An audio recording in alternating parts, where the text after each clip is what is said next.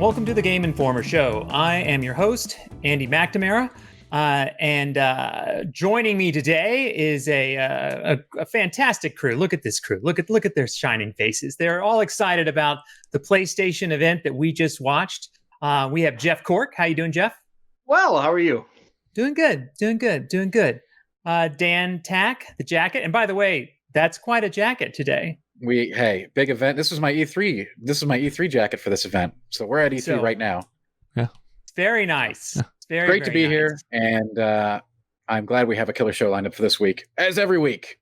Every week. And then, of course, Alex Stadnik. How you doing? Hello, friends. I'm good. So, Dan, would you rock the jacket at E3s, or would you have at this E3? Certainly. Okay. Absolutely. I've heard tell that it gets very sweaty in those places. Do you ever take the jacket off? No? I'm used to it. Okay. No. You gotta rock it the whole time if you're gonna rock it. That's the key. I'm always sweating. There have been E3s that have been very hot, but some have been moderate. It depends. Yeah. But I wanted to start off first with just kind of mentioning that, we skipped the show last week, and we skipped it because of what's been going down, and we just didn't feel ready to talk about games, given circumstances around George Floyd and just the important things that matter. And we think those matter, and I want everyone to know that we think Black Lives Matter, and we have a lot of work to do ourselves and things that we want to do to make sure that this is a sustainable and important thing for Game Informer. So I wanted to get that out of the way first and just let you know that our silence was to let others speak that we thought could do it better and to give us a chance to listen. I know I've learned a lot in the last couple of weeks, and I want to learn more, and I want to get better, and I want to make the world a better place. It really does. It sounds crazy, but it hurts me when I see kind of the world bleed to some degree. And I felt like, this was a moment for us to get better. And I know it's gonna take a lot of work to get there, but we want to do that and we want to be a part of that. So I just wanted you to know that. So, but welcome back to the show, and we are going to have, we're going to talk about the stuff. We're going to get hype, but that doesn't mean there's not important things going on in the world. Just a reminder. Yeah. So please, pay attention and let's all be better. So before we start talking about this PlayStation event that happened today, which we live streamed, Alex and I, we were there. We rocked you it, baby. You can watch that too. Yeah. And so that was a lot of fun. And you guys covered it today for the site. But before we did that, this morning, my review of The Last of Us Part 2 went up, which I would ask that you go read. I gave the game a 10. It's a really good game. It's all right. Yeah, it's really good. And in fact, I would say this because I think you should read the review, and we're not going to do any spoilers here, and we're not going to talk about it too long. Was that I think I've mentioned on the show that I thought the ending to 1 was pretty good. I thought it could have been better, but 2, when you put them together, they add up to a different sum. And I think that it changed my perception of the original game. So it is a very, very impactful game. And I highly recommend. The thing I've been telling people, play it as soon as you can before anybody spoils it, because you don't want it spoiled. You want to play it. You want to play it. I don't want to spoil it. No one should spoil it for you. Go play it. It is very, very, very good. And if you enjoyed the first game, I think you're going to be blown away by The Last of Us Part 2. I'd add to that too, even if you were spoiled, and if you were put off by a little bit, you don't know the full story. And there's a lot of good stuff in there. So yeah, it's definitely worth a play, and it's going to be one of the most talked about games, I think, this year and in years to come. So definitely check it out. We've got a review up. Yeah. We got a video review. We got the whole thing. So if you don't want to read, you can just watch. Yes.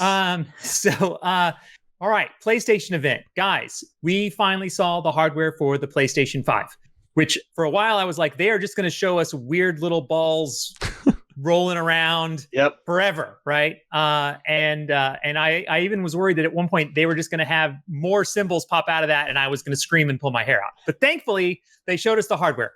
Yep. What are your gut reactions, Jeff Cork? It looks like you put a classic, 50s Chevy in a teleportation pod with a launch Xbox 360. And That's what popped out the other side. It's like a white. It has like a black middle, and then it's got fins on top. It's a very unusual shape. I will say that next to the Xbox One Series X, it's nice because it's not just another black box, right? Yeah. But Yep. It's gonna look really weird when you have all your game consoles set up this year. It's very modern. It's certainly very modern, and like you said, it's the kind of the Cadillac of hardware with those big fins. Like it's got that old kind of style to it. Yeah, I wonder if they vibrate when the fan starts kicking on and they make some kind of weird subsonic hum, or who knows? Maybe, I don't know. I know I was a little disappointed when immediately there wasn't a giant like thing that was like the power button. It's right here. The eject button. It's like over here. Like that would be like lighting up and flashing, so I could know exactly where that is, because I still looked confused. It looked like they had little buttons. I was like, no, not little buttons again. I'll never remember which one's on top and which one's underneath. Yep. But it looked futuristic, right? It's from the future. The future, yeah. Yeah. It kind of reminds me too of like the same industrial design as all those like consumer level robots that you'd see like in a Target or something, like the dinosaur one and like the little guy with the legs and stuff. Like it just has that same kind of look to it. Yeah, it's like Astrobot inspired. Yeah, it is. It's interesting. How about you, Dan? I was kind of torn. On one hand, I really love that they're just going for it with the so-called future design, like something I could see at Epcot, Yeah. But on the other hand, I also had the immediate impression of like that Simpsons episode where they reveal the Homermobile, right? And it's just like, whoa, that's what it looks like, right? And it's even got the fins, and it's like, but I kind of do like it. I love, like, for lack of a better, like the cheesy tech futuristic stuff, and it's definitely going for that whole vibe. Like this is next to my, wireless X or whatever it is, right? Like just like the future home has this very sleek piece of equipment. You're not sure what it does. It hums a little bit and it's like sits there, like, it's like it looks like something that should be in Portal or something like that, right? Like it's cool, it's futuristic. I like that element of it. I have no problem with it. I think some people might find a little out there, but I'm all about it. Like this is perfect for my setup. Hey, it goes right with it. I like it, but I think it's a little bit out there. It would be completely reasonable if you would expect a little puff of essential oil mist to come out of the top at some regular intervals. I can completely see that. Yeah, it just looks like you could call that like the item, and like you could put whatever you want on it, and like as far as functionality goes, which is kind of interesting. And it talks to you when it does that. It's like room clean, right? And then you're like, excellent. It'll be like game downloaded. So, and they also showed at that point, they showed that there was a disc and a digital version available, which, it definitely, at first I was like, oh, that looks really cool. And then like when they showed the digital one, I was like, the digital one does kind of look better without the like weird, like extra, like we built this extra room on the house. Got that nice kind of seamless vibe. Form factor. Yeah. But Alex, what'd you think of the design? Yeah, I think first knee jerk was like what? Like most people's. I think I like it though. I think I only like it standing up though. I saw it like on its side on the stand, and I was like, this definitely looks like it was made to be like vertical. So I like that. I'm more curious, especially after playing Last of Us 2 on PS4 Pro. I'm very curious how they run the fan system on this, because I thought my PS4 Pro was going to explode a couple times while playing Last of Us. So if they can turn that down a decibel or 5, I'll be happy. But I think it fits nice with the controller. I'm with Dan. I like the Jetsons vibe of the console, and I think it would fit nicely. You can kind of flank your TV with the one and the PS5 or the Series X. Sorry, I don't know what year it is. So I'm here for it. I get I'm leaning towards, I can't imagine a world without my game discs. I like collecting those. So I'm definitely leaning towards the disc version, but yeah.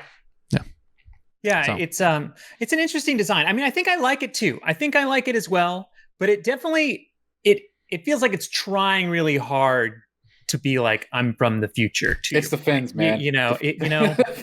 But that doesn't mean I won't like it, but it does have that vibe. It reminded me almost instantly of the PlayStation 2, which at the same time too, like looked really great standing up, but like when you put it flat, you were like, whatever, kind of thing. But it did look like it had some pretty easy to clean surfaces, which is actually what is kind of important to me. I hate when dust gets too much on my platform. You know what I mean? Like I think that's always a problem that I think about. I did like the little cutout PlayStation they had on the side. Like that's pretty cool looking. But they also showed a remote, that remote control. You guys were saying, where's my next gen remote? Please. There it is. There it is. You got it today. I've been asking for it. You were waiting for. I was watching the stream with my kid, and when that popped up on the screen, he ran out of the house and ran around the house 3 times. He was so hyped. Then, of course, there was a camera, a controller charger, and headphones that they showed as well.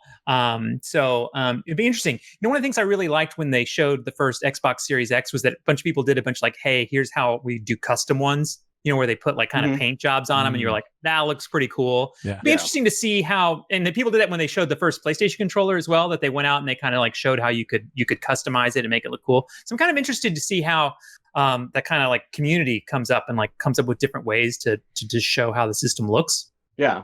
I could be mistaken too, but I think that the cool thing about the headphones is that they're actually wireless without a dongle, right? I don't know. That sounds good, though. Yeah, I like that. Yeah. Yeah, it could be wrong, but it's kind of hard. It's one of those things like until you get them, you know what I mean? Like in how they execute. But certainly, I used the last PlayStation headphones every once in a while. Like when I traveled with my PlayStation, I would use those headphones, and I thought they were pretty good. They weren't bad, right? Yeah. I mean, I think there's definitely there've been better ones out there. Right. But I know they put a lot of talk into like how they're going to do things with 3D audio, so maybe there's some advantages to using them. Yeah. But I thought it was interesting. We've spent the whole time in the next gen cycle so far talking about how Microsoft is going to come out with their own digital one, and Sony beat them to the punch, which I guess I didn't see coming. They have never, or to my knowledge, they hadn't talked about it as much as Microsoft had been rumored for it. So I would imagine then Microsoft shoots back with theirs whenever we see it next, right? Oh, I think, I think both companies are going to offer that. I mean, I think it's clear to them in the data in the marketplace that there are consumers who are not buying physical discs, right? Like, and they're not, there's no interest from them. And then there's other people, like you said, like yourself, Alex, and others that are like, hey, I want those. I want to collect them. I want to have them. And, I think choice is always the most important thing that anyone can offer anyone. So it makes sense to me. Yeah. Interesting is that they did not talk about price, which you have the 2 different SKUs there, and it's like, are you saving money by getting the digital only one, or is it just going to have a big honkin' like solid state drive that will make it cost the same as the one with an optical drive, if not more even? Like, just huge question mark there. Definitely. Yeah. I think you're going to want storage. I think we're seeing some big games come through. I think we're going to need a sick amount of storage for this job. Period. Yeah. Definitely. Call of Duty alone is going to run you like 300 gig if they keep going the way they're doing. Insane. We talked about it on the stream the other day. If you have a launch PS4 or Xbox and want to play Call of Duty, that's almost the only game you can have on your system. That's bonkers. That can't keep coming. That can't keep happening. Yeah, it's always moving up. So like we got to make sure that we have room, and and I think that I would pay for one that had more space.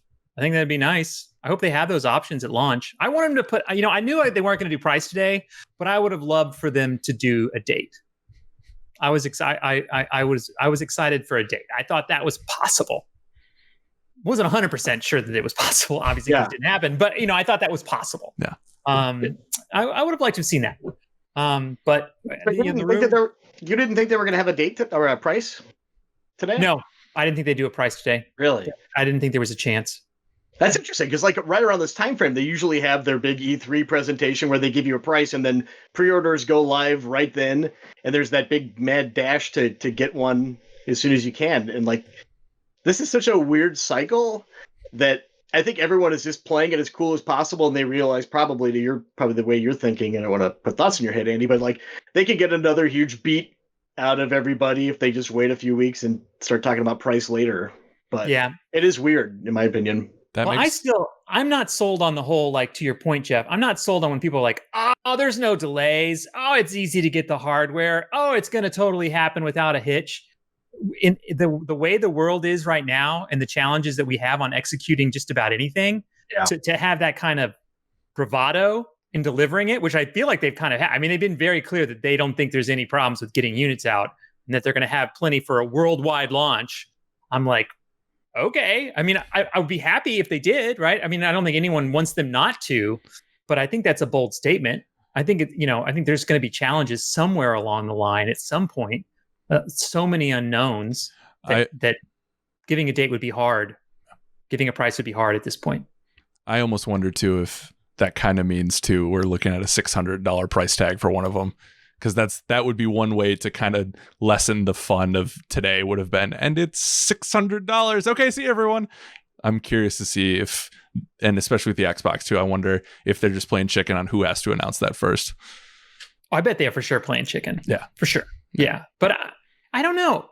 I don't know if that, it's tough too, because like, I was going to ask myself this question. I see people go nuts over like a new iPhone, and I'll be like, that phone is $1,000, right? And people are like, yeah, I'm going to get that tomorrow. And everybody orders it and they don't blink an eye. Like, I don't see anybody go like, oh, I can't believe they did that.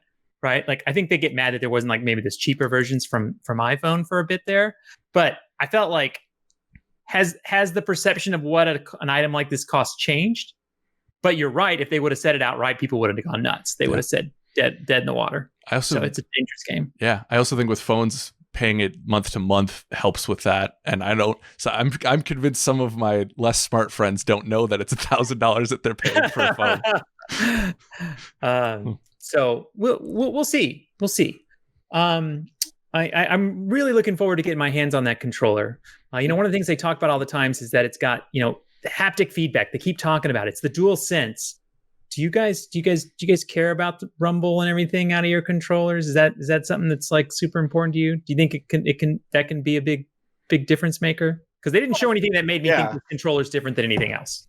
Right? I know I missed it when the PS3 first launched with the 6-axis, you know, so I like a good rumble. I think sometimes you can get a little too crazy with it, but I think that it certainly does make things feel a little better in some ways. Yeah.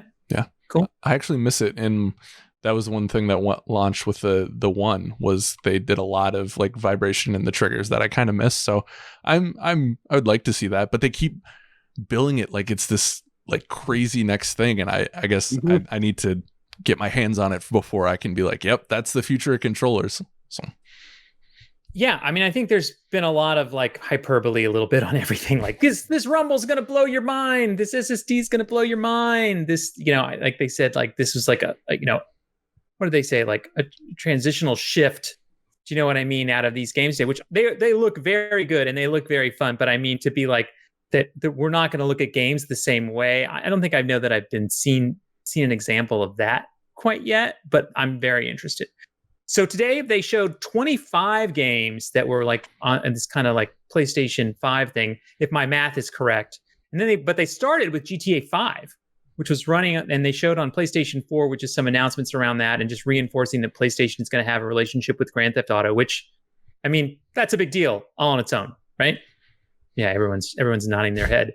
It was weird though when it popped up. It was just kind of like, what are we doing here? You're showing like Grand Theft Auto, and it looks fine, but I mean, like that's a game that visually has aged, so like to show that as like you're like we're putting a flag in there somewhere, it just seemed a little strange. But it does look very good. You're right, but I was like, that does kind of look like PlayStation 4, and they had the kind of PS4 logo in the corner. And I had to like kind of find, and I was like, okay, it is PS4. Yeah. What does this mean? Like it was a confusing start, if nothing else. Exactly. But they did mention that the PS owners will get GTA Online free at launch in 2021, and that today anyone that owns a PS4 and a GTA 5 gets 1 million in cash every month leading up to the launch. So they're just trying to get people in on the online. Go play it, right? Here's a bunch of free money. Go have fun on online, and then you get it for free when you play PlayStation 5. And then it says that there is going to be expanded and enhanced coming to PlayStation 5 in 2021.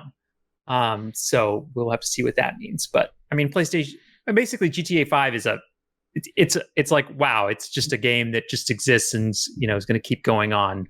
It feels like I feel like in 15 years, or even like, I guess 10 years now, we'll be like, oh yeah, 15th anniversary of GTA 5. Tons of people still playing it.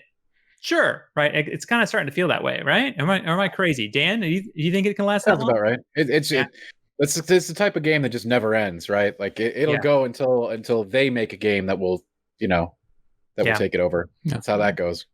Was a rumor GTA 6 2023? Was that 2023, 2024? It happens when it happens, right? It's inevitable. It will happen. But until then, this game takes that like eternal online experience for a lot of players, So that would have been the 26th game that was on there. And then Jim Ryan came on, the president and CEO, and just talked about how he thought this was a big shift for PlayStation and a big shift for games, as I mentioned before. And then started it off with, I don't know if you're familiar with this, Alex, but it's a Spider-Man with, I believe it's from Marvel Studios. Whatever a spider can? Yeah, it does. Exactly. Oh, okay. You've heard it before. Okay. And showed us Miles Morales and Holiday 2020. Are you hype about that? Hell yeah, I'm hyped about that. I rewatched the trailer a couple of times too, and I love what they're doing with the color palette. And New York in Christmas time is always magical, and that's kind of the vibe that they're going for. I don't know if that was a new Kid Cudi song in the trailer, but it kind of sounded like it. And so they're hitting all the beats that seem really cool. It seems like it's expanding on the first one in interesting ways. I think the only my only kind of I'm so down for Miles, like that sounds amazing. But like it does make me wonder, especially with how great that ending to the original Spider-Man game was. I wonder how far out we are from seeing that, because it didn't say Spider-Man 2, it said Miles Morales. So I'm curious to see, especially with Insomniac making the next game, or whenever we talk about the next game, but I'm curious to see what that means for this franchise. But yeah, if you give me another 50-60 hours in New York playing it in that black suit, I'm all in. That sounds so good. Yeah, I think it's exciting. But you're right. I think when you look at it, it looks like it's kind of like maybe that it was like that it was using or relying a lot on kind of the PlayStation 4 work that they did and kind of making it look better. And if you remember, one of the very first examples they showed of how fast loading for the PlayStation 5 was with Spider-Man. So obviously they've been working with that technology a little bit to make it work on PlayStation 5. But there are times when you look at it when you go like, that's not like the next PlayStation 5 Spider-Man that's going to be like, I mean, after you saw like Horizon at the end and all the madness there, but it does look fun. And I loved Spider-Man and can't wait to play it some more. Yeah. You guys, you a Spider-Man fan? Yeah, Dan. I didn't want to say anything. I'm trying to say I don't want to bring a Batman. I was going to ignore him, actually. Yeah, I never finished the first one. I just, for whatever reason, couldn't get into it. I know both my kids, that was like the first game that both of them beat. So like then one of them beat it like twice because he just loves it so much. So like I want to enjoy it. It's one of those things I'm like, I don't know. It bums me out that I was not getting as much pleasure from it as everyone else was. But yeah. I played that game. I think I finished it in about a week or 10 days, which is fast considering it's a pretty big game, right? A lot of fun. And yeah, we're gonna ignore Dan. We're not gonna ask Dan about Spider-Man. So after Spider-Man, they showed Polyphony Digital and Gran Turismo 7. What did you think of that, Dan? We'll ask you about the driving game because I know how much you love driving games. Driving games have been a part of my DNA since the early 80s when in the arcade. No. I mean, listen, it looks nice. It's not my kind of game. I don't play driving games. I don't know what else I can say about them. Like, come on. Like, I don't play them. I don't play them. It looked cool. It looked completely fine. I don't know. Like, I couldn't even tell you like which driving games are good or which is the hot series. They're that off my radar. Yeah, I mean, it's always been the driving simulator is kind of like it got. I've fallen away from my interest in driving simulators, but I will tell you, a long time ago, I went to Polyphony and I met the team and got a chance to see them working on, I believe, 3, which is crazy now that this is 7.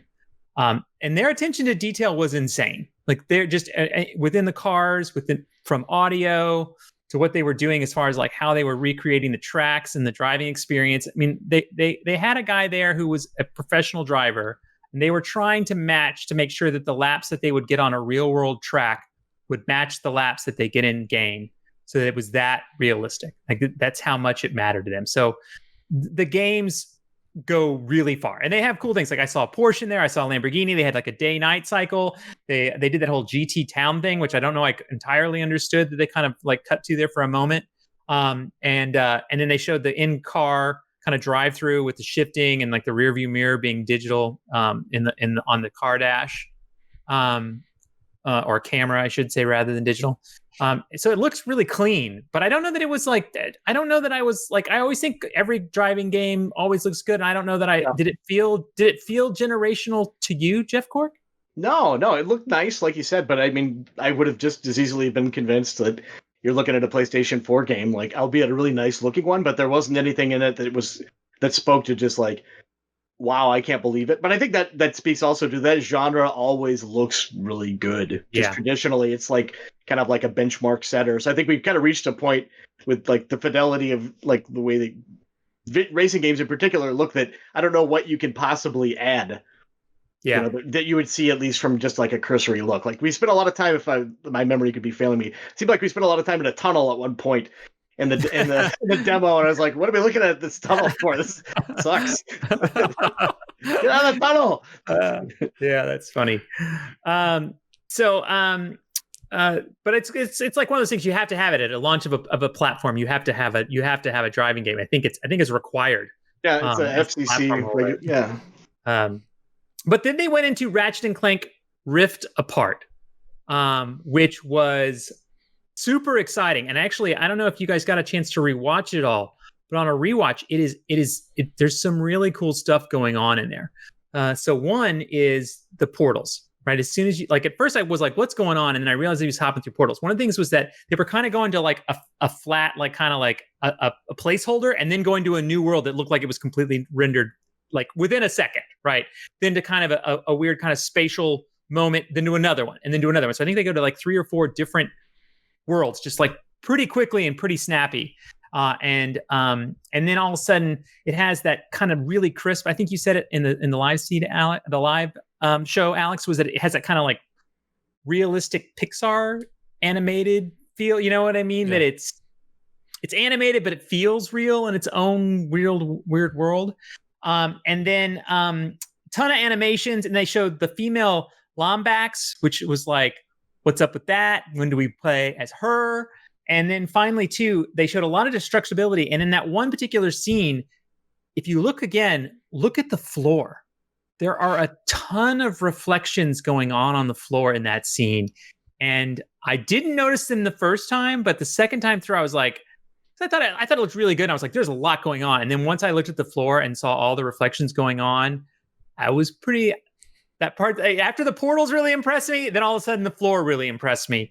What did you guys think of that demo? Dan, Tack? I liked it. It looked rambunctious. You know, that's the kind of thing that, like, you know, that actually nails the marketing line. Like, you know, rambunctious fun and jumping around and shooting and all that fun stuff. It looked like it was going to live up to that sort of fantasy, right? So what a Ratchet and Clank game should be: jumping through portals, jumping around and blasting stuff. Back of the box quote from Dan: rambunctious. You heard it here first. Only on the PS5. How about you, Jeff Cork? I saw some like signature kind of like weaponry that's like kind of a hallmark of that series there, right? Yeah, for sure. And then like when you mentioned the floor, was that during the, like, it looked like some kind of boss battle on a pirate ship thing? No, the like floor, that spot. Okay. No, it was pretty early on in the demo. Okay. The pirate ship happens, I think, first, where you kind of get your first view of those enemies. Mm-hmm. And then he goes into what looks like an office. And I was like, why are we in an office? Who kind of cares? Yeah. And that's when I noticed the floor. And I went, that's why we're here. They're showing off reflections in this particular space. Yeah. And that's before he moves outside. I think that was the first, and probably like even like looking back, I think that was probably one of my favorite demos or trailers that we saw. It just visually, it was so impressive. It did kind of look like, oh yeah, this is like a next gen game, which is nice to see, because a lot of the stuff you kind of look at it and you're like, this looks really good, but I don't know where it falls. Like, am I going to spend X amount of dollars for hardware to support that? And I don't know if like Ratchet alone is that, but yeah, it looked really, really good. I would agree. I thought it did look really well. Plus, I love Clank. He's just adorable. He looks better than ever. He's got like real-time reflections. It's amazing. Yeah, it does. It looks great. How about you, Alex? I loved it. Loved it. It's Insomniac has a way with character motion and mechanics that few games mirror, and it looks like this one is going to stay true to that with the rail sliding and especially now with the portal movement. And I'm with Jeff. This is the first time where I was like, whoa, okay, like this is next gen. This is pod racing here. The first shot that you see of Ratchet from behind, and he's got like the furry ears. And I mean, by now we've seen fur in games for since like the Star Fox Adventures and all that kind of stuff. So it's not new, but it was like, that looks really good. Yeah. Like that's some really good looking fur. Yeah. Yeah. And to the use, with the name Rift Apart, obviously. Yeah. And he had that tether kind of weapon that he was pulling himself into those portals and popping around and moving around in the environment. And then once you saw one, like kind of going through those different worlds, I can see a lot of applications of that could really make for interesting gameplay. Right. That I think could be a lot of fun. And especially too, when you like split things up, when there's two characters going on in two different worlds, blah, blah, blah, a kind of classic Ratchet and Clank moment. I think there are definitely opportunities there that we didn't see, but I think are hinted at with the portals in particular, and the name Rift Apart, obviously. Let's go with Captain Obvious there, right? So that was the next one, and I would agree, very, very, very cool. But next up was one that threw me off, which was Square Enix, Luminous Productions, and this was that project Athia. I hope I'm saying it right. Athia. It says designed exclusively for PlayStation 5. It had demon beasts. It had that gal who was like, she had that cool cape, and all of a sudden she was like, parkour, right? Like all over the place. And then there was that evil eye kind of rising out of the forest. It had a big dragon at the end. I was like, all right, Square knows what we like, right? Like all these like kind of reveals have to have the big dragons, right? And we got it. But not a lot there. Did that work for you? Was that hype for you, Dan Tack? Yeah, you're right. There wasn't much to go on. I didn't get that rambunctious feel, right? I liked what was there. But what was that really, other than just like, hey, here's a quick taste of an appetizer. You don't even get the full appetizer. You get to have like half of the deviled egg. And then you're like, where is this thing? What is this thing? And obviously it's still very early. It's still in like, project stage, right? So like, I get it. I could have not seen it too. I would have loved to. I want more of that. I want to see what the heck that actually is. It was intriguing. So if that was the mission, obviously that was the mission of any marketing reel, right? I'm intrigued. I want to know more. When that's going to happen, who knows? But I am intrigued by the very small bit that we saw. But I need more information of any kind. Yeah. Did you think that was running like gameplay, or did you think that was like a render? Oh God, it's so hard to tell. I don't know. It seemed to be like somewhere like in between, right? So a lot of the stuff that we saw was like, is that render or is that in game? That was a bunch of that stuff today. I would agree. That one in particular, I thought had like two different kind of like tones to it. When it switched from the side, you were like, wow, that looks really good. And then kind of went there. Not that when she started parkour, like that it didn't look good, but I felt like it had a different like kind of sheen to it that felt different. So I'd be interested to know what that ultimately looks like. But interested, right? I mean, Jeff Cork, that seems like your kind of game. Yeah, for like probably an embarrassingly long period of time, I thought, wait, is this that Unreal Engine 5 demo? Is that what's going on here? Yeah, no. You're not wrong. Spot on. They probably saw that and they were like, oh no. We're making a game that is this, but different. Yeah, cool. That's my kind of game for sure. I like running around and stuff. Yeah, I like running around and stuff. Yeah. Yeah, it was nice to see. And it was nice to see Square Enix there. I think people would have loved to have seen a Final Fantasy today that the crowd would have gone nuts. I would have lost my mind. Anything, any Final Fantasy, anything. Even if it's not 16, something would have been nice. But I have no doubt that there's so much more cool stuff that we didn't get to see today that because it got pushed back for whatever reason, because of the world, because of 2020, right? Some stuff fell out. It's like, well, if that's not coming out till X, then why even bring it up now, right? Yeah. I will say real quick, just as an aside, I think the one thing that this presentation as a whole was missing, and it's through no fault of their own, is there's always that fun moment where like there are several games that reveals in this press conference or stream that did this, where it's like that moment of like a delayed reaction of like, oh, this is that. And it's always super fun to hear the crowd kind of murmur, oh my God, rah! And it's just like, this takes place in a vacuum, so you're just kind of like responsible for your own yelling and screaming and stuff like that. But like, there are a couple of moments that it would have been fun to like peer into one of Ratchet and Clank's portals and see like how these would have played in a normal environment. Because I think that would have been really fun to go back to. Yeah, at a normal E3, there's someone in the back who screams out something crazy. Right? Those are definitely missed moments. And also, too, I think this is another missed moment for me a little bit. I'm not saying this is not a negative sense, but when Square Enix was there, I was like, okay, they showed that game. We're going to see some kind of RPG, right? Like, I don't really feel like we got any like true RPG experience. Now, obviously, we don't know how all these games work yet. That's true. Yeah. But I didn't see anything that felt to me like immediately like that there was like a classic RPG experience there throughout this thing. So I was kind of hoping they'd come back to that. And I think we still might see a Square Enix classic RPG experience this summer, this year. Who knows, right? Because everybody's doing their own stuff on their own time. It's just like it's what losing E3 did was to basically turn the reveal season into madness. Right, like seriously, it did. You're right. Having it all in that one block, everybody's doing their own thing at random times and random places, and God knows when we're going to see and when we're going to see it.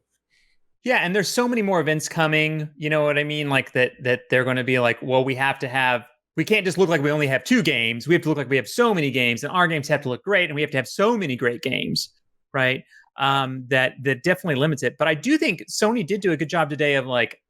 I didn't know this till afterwards as I started to do a little research before this podcast, like how many of them were exclusive or timed exclusives, or, I'm not saying that there's not Xbox Series X games in here as well, but that it was very obscured. Is that a good way to put it? That it wasn't very clear when I watched the show what was or what wasn't just to the system. It was just kind of assumed they were in a lot of cases.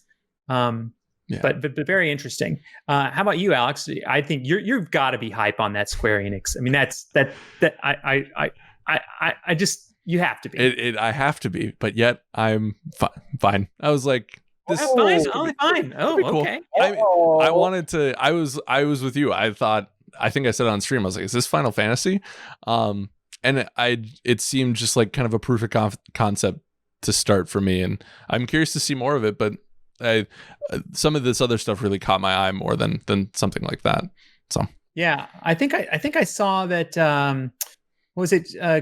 Was Gary Whitta put together a team to do some writing for that game? I think cool. Later is like coming up. So it's got there's definitely more news to come in regards to that game. The next game that was on. The next game that they showed, well, actually, was from Annapurna, who brought 2 games to this today, which was pretty exciting. Yeah.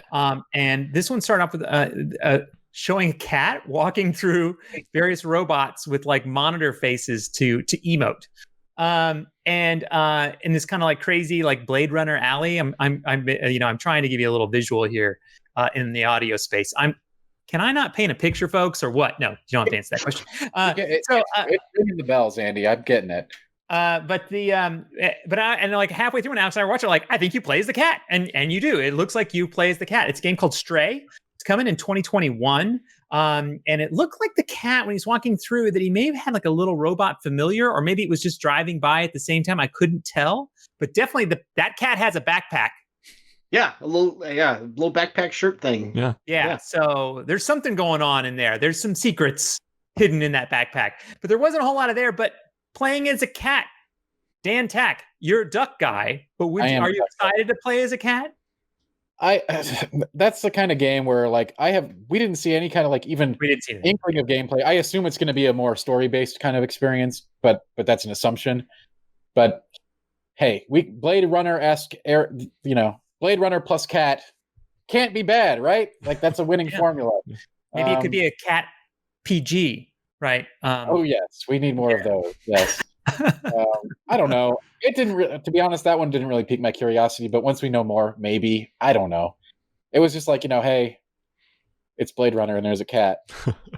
I get it. If they had said Tokyo Jungle 2, I would have been like, okay, there we go. Yeah. But unfortunately, but we'll see. Again, with any kind of things like when we know so little, like we don't even know what type of game it is. That could turn out to be a platformer for all I know. Yeah. I mean, it won't, but it could, right? Yeah. Right. So I need to know more. And that's the thing with these teases, right? They're cool, but they're super short teases that don't really tell you anything, and they provide you with an environment and a character, and you don't know anything else about the game. Yeah. It's tough to say, really. Like yeah, maybe I'll like that, maybe I won't. I don't know. Yeah, a year from now, you could be listening to this podcast and go, "These guys are morons." That was not what that game was. Yeah. So you don't really know. But that's a quick reactions that you're getting here. Yeah. Alex, you seem to be interested in the cat game. I did like it, and I think part of that stems from Annapurna being involved in it. I think they're doing some really interesting stuff in film and now games, and I think if I saw it and it wasn't that publisher on it, I'd be like, okay, fine. But I think I like where they're going with a lot of their properties, so that I think that piqued my curiosity, especially like with the second Annapurna game too, that we'll talk about in a bit. Yeah, I think I'm with you. As a dog guy, I'd have been like, you play as a cat, yay. But I'm with you. I think the Annapurna Annapurna has always had a great eye for finding games that just are unique, are interesting, and build mechanics that you don't really see. And when I see things like those, the kind of the robots with the emote, the emote monitor faces, and like there's a lot of interesting things that could go down. I was definitely, my interest was piqued, and I'm with you because it's Annapurna. They get a wide berth. Someone else, and I think that's why they were on the show. If someone else would have been like, "Hey, I want to show my cat game, PlayStation," they would have been like, well, thanks. I think Annapurna definitely sold that. So next up, they showed like this crazy montage of like check boxes of we've got mics, we've got all kinds of stuff, we got stuff, which I was like, thanks, appreciate the montage. But they returned from that with a housemark, with a game called Returnal, which I hope I'm saying right, which is like Return and Eternal, I think, put together, smash them together, you get a Returnal. And this is not the first odd to say game. Bugsnax comes later. Oh no! So it starts off, and basically a woman with one brown eye and one blue eye, talking about how she has to relive these first moments on this alien planet, her death. So it had that kind of is it a roguelike? Is it not a roguelike? Well, what is this? Is it? I think Alex and I on the stream kind of came to, is this like a Dead Cells, but from a kind of third person perspective? We don't really know, but I was certainly intrigued. And the best part is when they were just showing the like kind of like narrative that it's like in space and kind of like, a psychological thriller. Once they got to like showing her shoot things and like the particle effects go crazy, and seeing like arrays like you would in like an R-Type or something like that coming at you, and thinking like, oh, we got to dodge that stuff. And with the history of Housemarque, I got excited about that, is like, because I know they can do that arcade action really well. And I thought that really sold me on that title. Jeff, are you a fan of the stuff that Housemarque's done in the past? And yeah, for sure. Yeah, it's going to be interesting to see what they do with something. I don't want to say like their previous work wasn't ambitious, but it was more geared toward bite-sized, like high-octane experiences, like to mix food and driving metaphors. So yeah, I'm really excited to see what they do with something maybe a little bigger, if that is indeed what happens. Because for all we know, it could be like that opening cinematic and then switches, now you're a top-down shooter, Yeah. Well, I hope that's not the case, but it's certainly, they're known for Super Stardust, I think, is probably the game they're most known for. They've done a bunch of other things. Resogun was one that Matt Miller in particular, he loves. Oh, yeah. I mean, I think he may have been like, when we were talking about Game of the Year that year, he was like, it's not going to win, but I think I need to bring it up. Like he was like that deep in the Resogun. Yeah. They have a long history of making very, very tight action games. So I think once again, when we talk about how Annapurna brought some credit to Stray, I think Housemarque definitely brings some credit to Returnal. What did you think? What did you think, Dan? I had no idea what to think about this thing. I'm like, is it Groundhog Day? Is it Groundhog Day combined with Death Stranding? What is going on here? And I'm pretty sure that was the vibe they're going for, right? Yeah. What is this game? How does it play? Curious. And as you said, I haven't really gotten into Housemarque's other titles or anything like that, but I am curious about this one. It's intriguing to me. Yeah. And I think we got a bigger bite of it than, say, a cat with a backpack. So I'm more willing. If this game was out right now, I would play it and see if I liked it. I'm at that stage of it. Yeah, I mean, you're going to get as I think as this lineup showed, you're going to get a lot of action platformers, and this is going to be the way it's going to be, like in these launch games in a lot of ways. So, and this was like one of the weird ones, right? Like like Bugsnax. I can't wait to talk about that one. Well, by the way, this is not the last someone in a spacesuit moment. No, it's not. That gets confusing. I agree. That was weird. But, and not the same life and death loop either. No, exactly. There are definitely some themes that we revisit. The cat, not revisited, however. No. Only one cat with a backpack on this only one. So next up was Sackboy, A Big Adventure, done by Sumo Digital, not Media Molecule. Which they've kind of moved on. They're working on Dreams and all the cool things they're doing with Dreams that are very, very impressive. So this was what we talk about. Another platformer, cute, fun looking world. Alex, I know you like your cute, fun worlds. I like them cute. I like them fun. I like them rambunctious. Let me tell you. Do you have any reactions? I think the cool part was that it went from 1 to 4 players. They slowly added players in, which was like I think that's like playing with your friends is always a good time. Definitely. And we talked about it a bit on stream. I don't dabble in the create your own worlds type of games. The Little Big Planet stuff. Yeah. So this intrigued me because I like platformers. I've always liked that character model. I think they've always been cute, but this seems like a game more up my alley. Your entry point. And for Cork, this is something you could play with your kids. Do you have interest in it? I wonder, like they really like Little Big Planet 3. I think they kind of like doing the creation stuff. I think as a game, I've never really been impressed with Little Big Planet but as a game, because I think it's got those physics that are really weird, and the way the character moves in the world is never felt as satisfying as I think it could be. So that does kind of make me question that decision just in the first place. Like, well, you're going to take all the create and share part out of, the equation, but we'll have the play, but I don't think that's ever been one of the strong pillars of Sackboy. But again, the character is absolutely adorable. Like, game looks great. I just hope it is fun to play. Yeah, I just looked at it and I went like, it made me miss Tearaway. That's what I thought of. And I love Sackboy. I think Sackboy's super cute, but I loved Tearaway. Yeah. And I just saw that and I was like, and I know Tearaway's tight. Like, to your point, I think you're right. That's been one of the challenges for Little Big Planet its entire career has been that you're like, is it floaty? Is it is it off? Is it me? You know what I mean? That the controls have always been just a little off kilter. I think you're definitely right in that analysis. So we'll move on to a next one that I think we're going to get through we're going to start flying through some of these because there's a lot of games, which was a Lucid game, which was called Destruction Allstars, which had like Lucadors, like a crazy set of like a Fortnite rejects or maybe Fortnite, things to come. It was a car combat game with like, it was maybe Rocket League. I couldn't tell if they were fighting against each other, if they were teams. Obviously, they weren't scoring. Doesn't matter what they were doing. I mean, did you think it was a sport or did you think it was a battleground? How about that? How about that for a question for the team, Dan? I think it was. They're going for both, right? This is clearly like some. Let's take a MOBA and let's take Rocket League and let's take let's take all this stuff and dump it in the mixing bowl and see what comes out. And sometimes the Play-Doh machine doesn't have good results. Let's put it that way. When you put them all together, I don't know.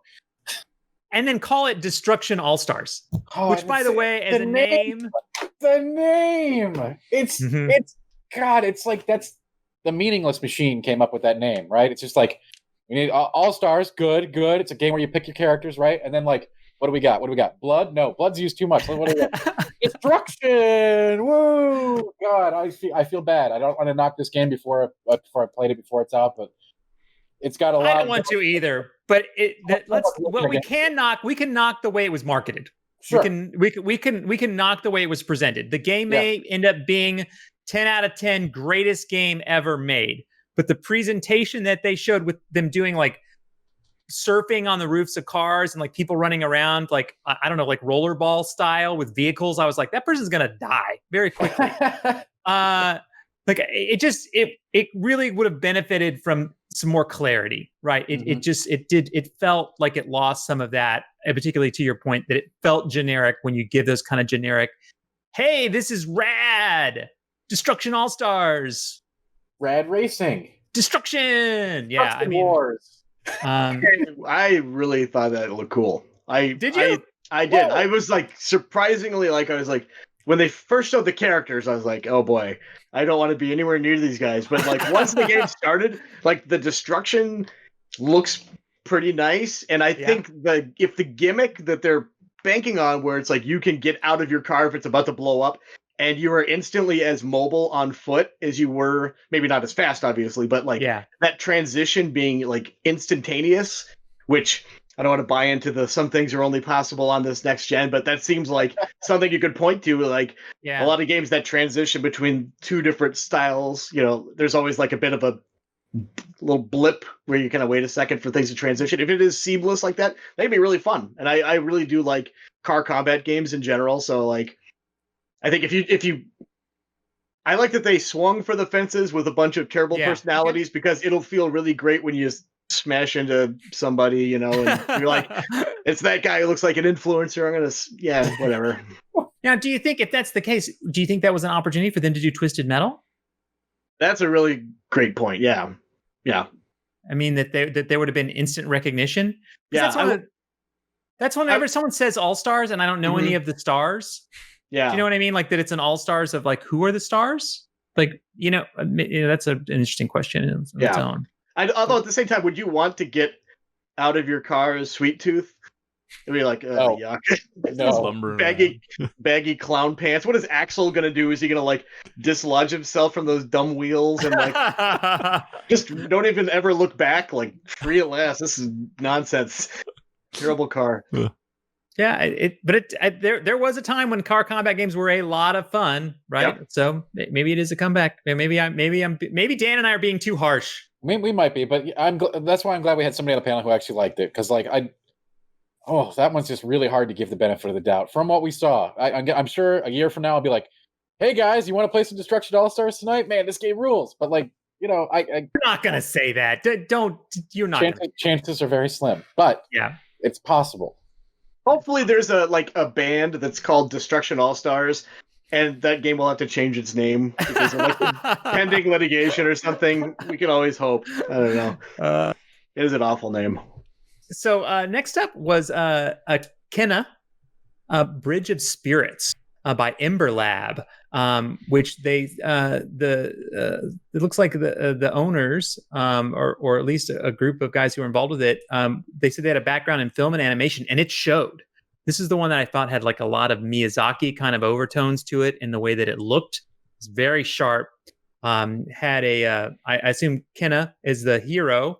And a heroine, and she looked like she had a great art style. There was like it looked like there was like elemental things at play. She had a staff, she had a bow, she was doing melee, it looked like she was doing magic. She had little things that I think Alex brought in the stream, was that they looked like they were like, maybe there was some Pikmin control of like these little creatures to do various things, some minions to control. And obviously we don't know much about it, but what did you think, Alex? What did you think of that game? What did you think of how it looked? I guess you kind of summed up everything that I was thinking. I love the art style and the Studio Ghibli kind of vibe to it. Those creatures were real cute. They were very cute. They were very cute. Yeah. and it'll come down to how that controls, how well do they meld that use of magic. Is that the RPG we were kind of wondering if it existed on this stream? But I want to see a live gameplay demo of it before I pass any judgment. Like Dan said earlier, like that's kind of how I felt about a lot of it, was like, oh, this concept is cool, but now like I need to know more. I need to see what this gameplay actually plays like. Yep. Yeah, you're shaking your head. You agree with everything that he's saying. I agree with what he said. I'm a big fan of games that have minions. I like to be lazy and let other things do stuff for me. So any chance I get for that, I'm all about it. I think to your point, Alex, that's the other thing that is like a huge miss that from not having a traditional E3 is like so many of these would have had an accompanying behind closed door demo or hands-on on the show floor where you get context for this stuff. So you're able to kind of like say, hey, we don't know anything about it right now, but come back in a couple days. We'll be able to tell you like, this is what that is, so. Yeah, that's definitely lost because you could have learned so much, especially on these games that you're like, if that's more, there's a particular game later that I was like, if that is an open world, like a kind of like Breath of the Wild type game, that changes everything. But I don't know, right? I can't tell. These could be little tiny snippets or chapters or even just like little flashbacks. I don't know. You know what I mean? But like, so there's so much to the context that's missing that could be, hurting or helping some games, I guess, depending on how you look at it. But this game definitely looked good, though it did make me think of like Azaric and like, what was that Rare game that they made maybe for one of the Xboxes that was like the elemental Cameo. Yeah, yes. that launch 360 game. Yeah. Yeah, I thought of those games. I don't know why. But like that there's always that kind of like that elemental game trying to like mix actions together to make a launch game. And it's the only thing that gave me pause is that like I really wanted to learn more because I felt like what they showed had been shown so many other times, right? That it looked unique, but I don't know that there was anything about what it showed that I thought said it was unique, right? Yeah. If that makes sense. But looks super cool. I'm down for the Bridge of Spirits. Let's bridge some spirits, everybody. Let's go. So next up was, I believe, Alex's favorite game of the entire show, which was Goodbye Volcano High by Co-op. This is an Alex game through and through. I got 100%, right? Yeah, I mean, coming of age story, narrative. Looks like it's narrative driven with dinosaur people. They said they were like end of an era, coming 2021. Narrative games, I like the unique art styles. There's just gonna have to be a lot we need to learn about that game before we can comment. But an interesting art style. And then Lauren Lanning came on with Oddworld Inhabitants and showed Oddworld Soulstorm with more Abe's Odyssey. There's just a lot more I think we need to know about that before we can really comment. It's amazing to me. I did love when Lauren's like, I've been waiting to make this game my whole life, and it was another Abe game. And I was like, when he said that, I really thought he was going to make something else. I was like, I feel like you've made that game. You've made that game like 5 or 6 times. Quite a few times. Yeah.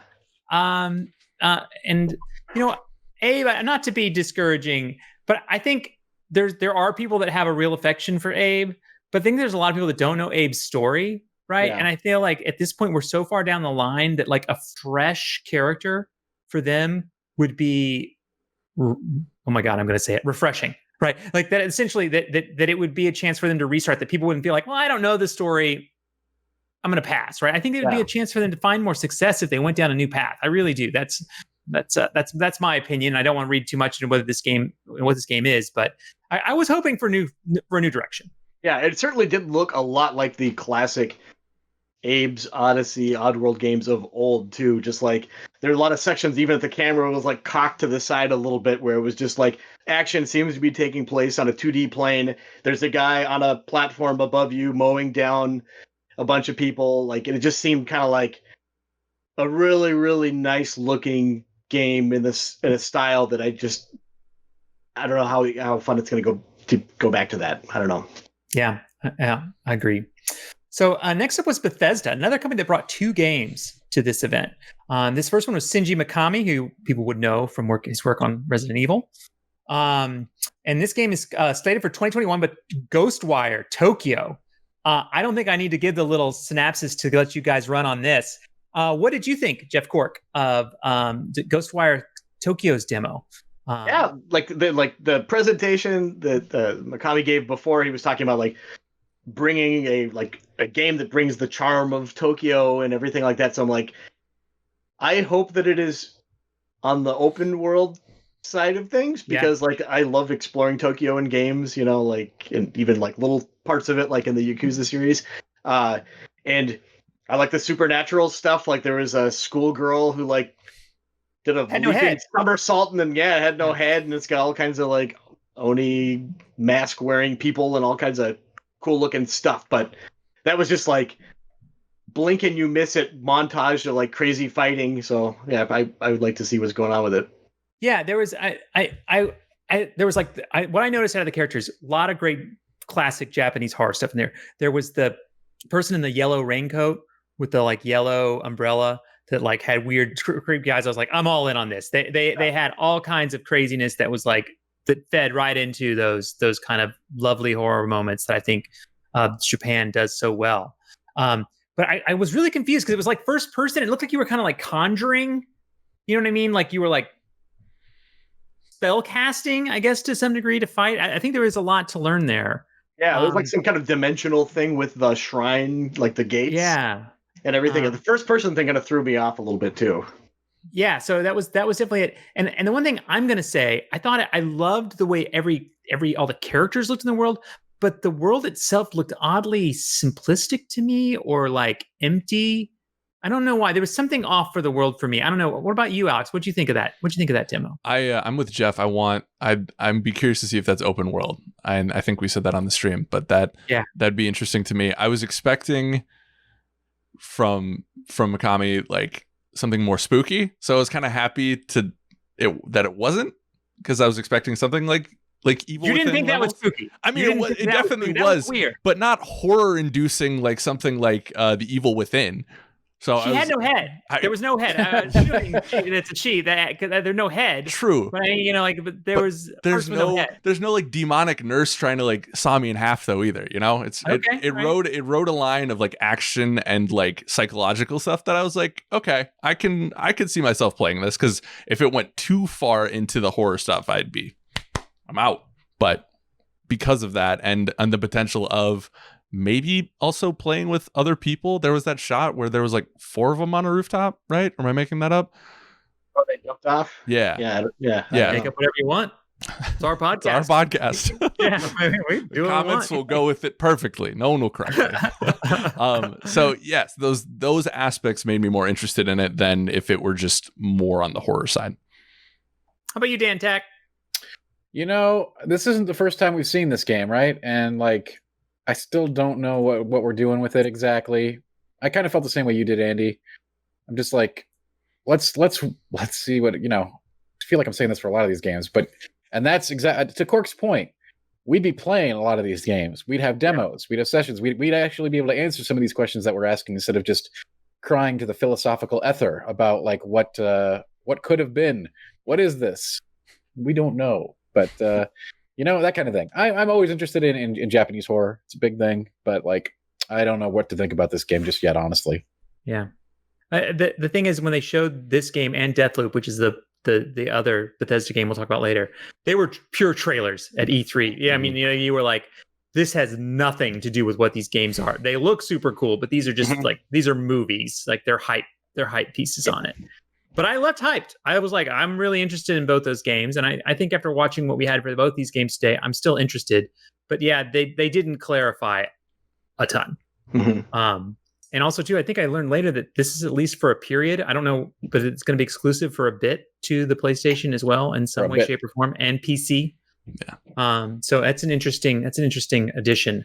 Bethesda, who would normally put it on multi-platforms, puts it just here, which is cool. Like, you know, good, you get some marketing dollars from Sony. That's great. But then I got to tell you, I always do the like, why would you not put it on all the platforms? Like I always do that whenever a big publisher does something like that. So it always makes me think. You come to your own decisions from what I'm saying there, because ultimately on the Game Informer show, am I really saying anything? Okay.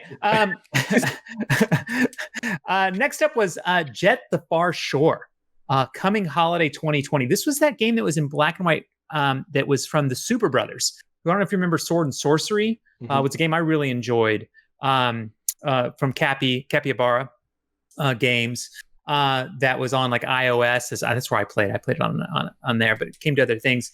They have their own style, and it starts out with this: carve out a future for a people haunted by oblivion, propelled by dreams.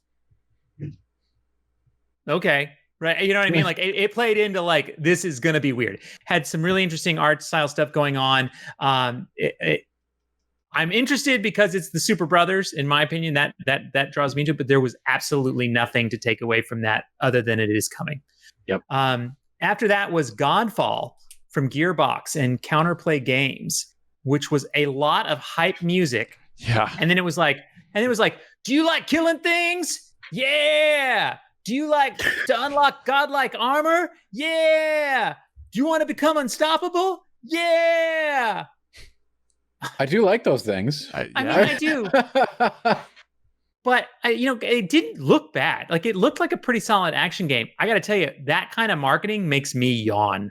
Like, I'm like, literally what you said made me say, I don't care. Right. Like, I thought that was really kind of like, for a game that does look good, right? That the action does look pretty good, but it was very difficult to tell what it was. But that marketing's not for you, Andy. No, it is. You think? Are there other people hype? You want the system. You want like the systems and mechanics and the raids and the progression and all that stuff. But some people just want to see a dude in chunky armor just smashing his shield into somebody else's face. All right, that's what some people like. All right, fair enough. You put me in my place, Dan. Fair enough. I wasn't fair enough. No, I was different. People like different things. Is putting you in your place. What? No, I think that's fair. No, I think I wasn't. Maybe I was overreacting. It's not. It is godlike, not Andy, or Godfall, not Andy-like. So yeah. How about you, Jeff? What'd you think of that? Yeah, I don't know. I'm with you. The action also was edited in really short bursts of just like, here's a guy thrusting forward with a pike, and then cut. Here's a guy doing a jump attack. Cut. Here's another guy using his shield. Cut. So I didn't get a sense of like the flow of the action or like what it is necessarily. So it's like, we'll see. It's like, oh look, XX triangle. Oh, look right there. That was the XXX. Like, what I mean? Like you could literally see the combos happening in your head. Yeah. Alex, you seem just as thrilled. Well, I'm curious on they kind of that wording that you brought up made me think maybe persistent online. Like, are they going for a Destiny thing? But I don't think I've ever misread a game's marketing so much, because when we first heard of Godfall, I expected like noblemen and a very much like tamer thing, and then when we got wubs going on in the background, I was like, wait, what the hell is this game? Like, I don't know. Like if those controls are tight and it presents an interesting loop for the gear you collect, then yeah, it'll be interesting. But they didn't show any of that, so it's hard to know. Maybe if we had one centralized event where we could watch these things and then play the demos, we would know. Yeah, maybe we would know. Well, it means we have lots to learn. Correct. So after that, they showed Solar Ash, the second game from Annapurna. And this too is from Heart Machine, which I don't know. Did you guys play Hyper Light Drifter? Do we have Hyper Light Drifter people here? That's a good game. I liked that game a lot. I thought it was a lot of fun. And great art style, very short. But basically it looked really smooth, and I got out there, had like a kind of a journey vibe to it. Once again, looked cool. Very, very short. It looked like they had, like a really interesting evolution of Hyper Light Drifter to me anyway. That's exactly what it looked like to me. It's like, hey, we took that and now we're making it something different. Yep. Mm-hmm. Yeah. That was about as indie as an indie game can look too. Sure. Yeah. I'm excited to see what they do in a 3D space compared to a 2D. Yeah. Mm-hmm. Yeah. And then they showed Hitman 3, IO Interactive. Lots around that. I know there's a ton of fans around Hitman. They showed a little quick clip. I think that's the thing about this. Hitman explains itself. That's a good get, right? Like, that's a good get. I think that's a good thing for your platform. Leo probably, exploded when he saw that. Like, yeah, I think that's a thing that I'm so happy for IO that it's really taken off and that Hitman's its own thing, and it's a good addition to the show. There's a quick Astro's Playroom with Astrobots. Looked fun, little platforming stuff, like some other stuff to do. Then there was this one threw me for a loop. This one was this is the NeoStream game that was called Little Devil Inside. Oh yeah. So it had a unique art style. Kind of felt like it was made by it felt very European to me, like English humor, kind of thing.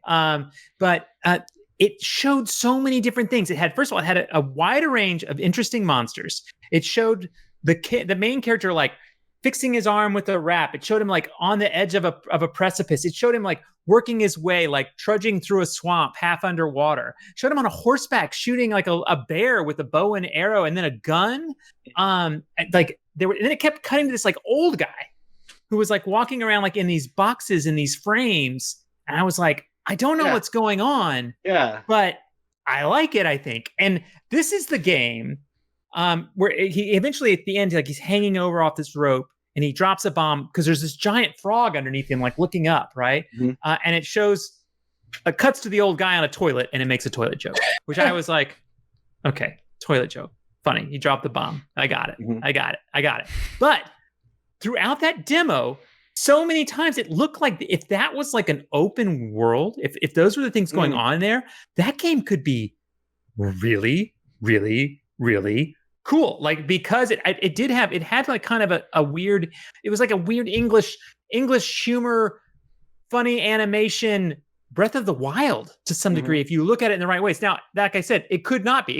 I could be the complete opposite, but I was intrigued by this game in a lot of ways. What did you guys think of that kind of like, I didn't know what to think. Yeah, the same, because it seemed like a lot of the, like they'd show him, he was on that cliff, he was like reaching for some flowers, I think, and then it cut to like the little village, and one of the stores was like a flower store, and in the background I was like, wait, is he getting all this stuff for this town? And who knows? I don't know. That was my initial read, and then when the guy was on the toilet, all bets were off. It's like I don't even know if I care now. I'm too sophisticated for this.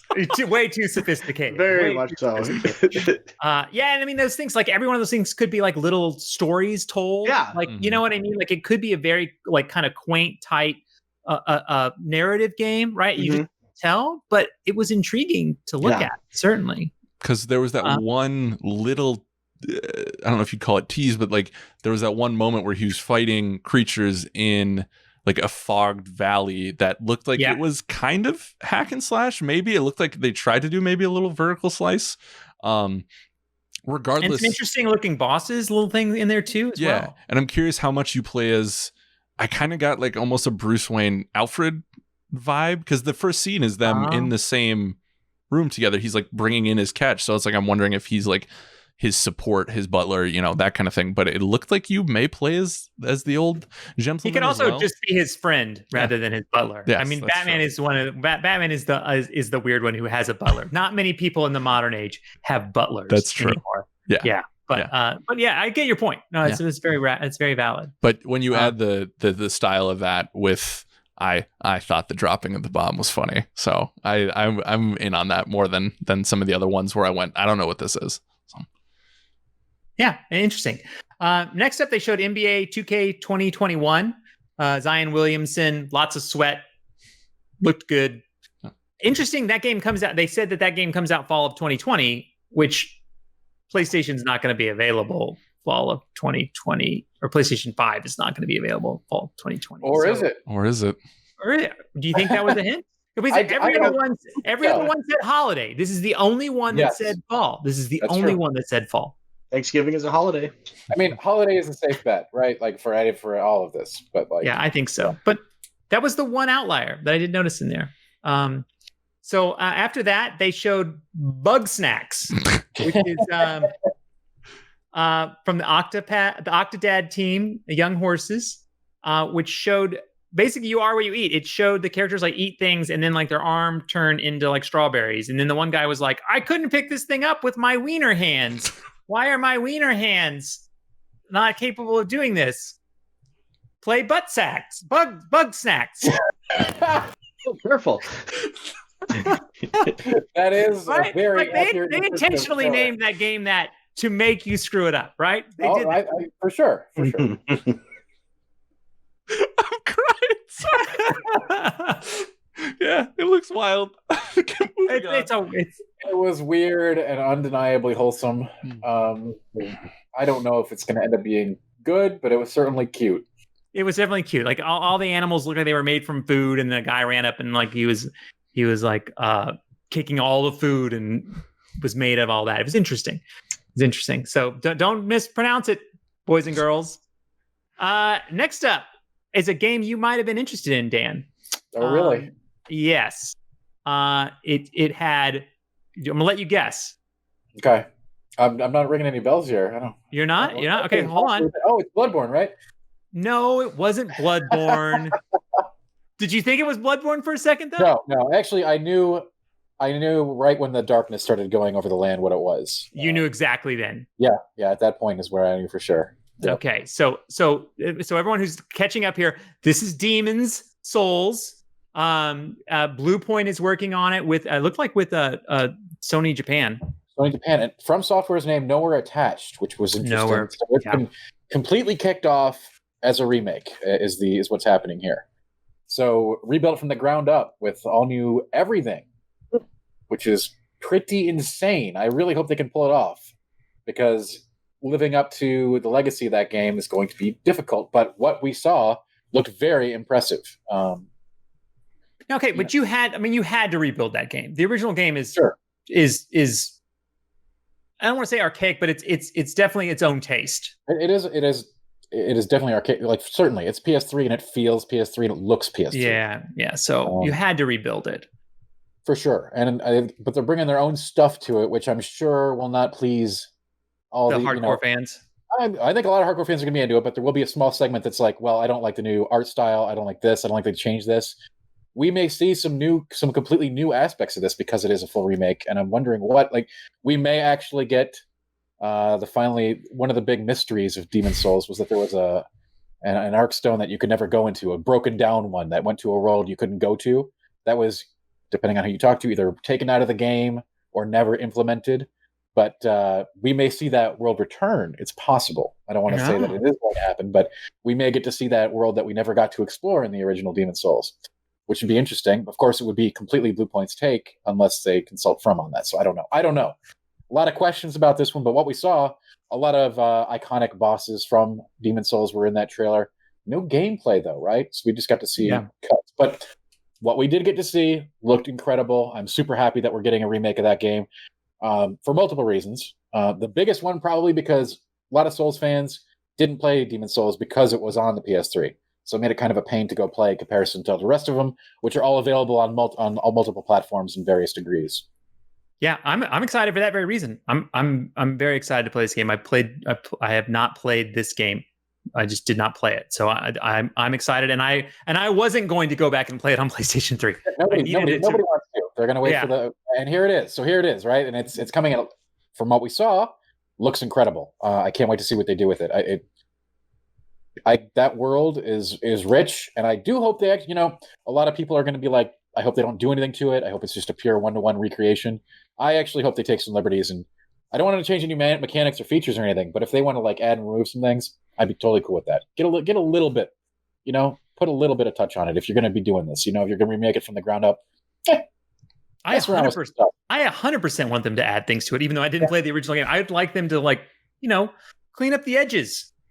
Make it look a little bit better. Make some of the things run a little smoother. Yeah, from what we saw, it's going to look. It's going. I mean, if you go look at some of the stuff 1-to-1, looks incredible. Yeah, it's really good. Yeah. Forgive the noob question here, but Dan, where does that rank? Where does Demon's Souls rank? For new players, because this is a series that totally was foreign to me. That's tough. Compared to all the rest of the stuff, I'd say it's somewhere in the middle of accessibility. It's not as brutal as something like Sekiro, but it's not like Bloodborne. It's not as brutal as Sekiro, and it's not as accessible as Bloodborne. That sounds about right to me. Yeah. Okay. Cool. That might. I mean, Horizon Zero Dawn, which we'll get to later, is definitely way up there. Ratchet, way up there. Spider-Man, way up there. But this is in my top 5 of the best things I think they showed today. Was the Demon Souls thing. I don't know where it fits. I think that's a big deal and a great addition to this show and this lineup. Jeff Cork, are you excited to play the game? Did you play the original? I played the original until I stopped. I'm completely ambivalent. About it. Gotcha. Yeah. I think like to Dan's point, I think that like if you were just to do like a 1-to-1 recreation, I think that game in particular will really show its age, just the way that it's designed in a lot of ways. Yeah. So yeah, to bring it up to par with the other ones, that seems like a smart play. So this is where I think we're at the I think what's the best way to put it? We're at the top of the you know, like we're getting towards the end of this event, so they're like, now let's start bringing out some stuff. The big guns. And I think Demon Souls was the start of that.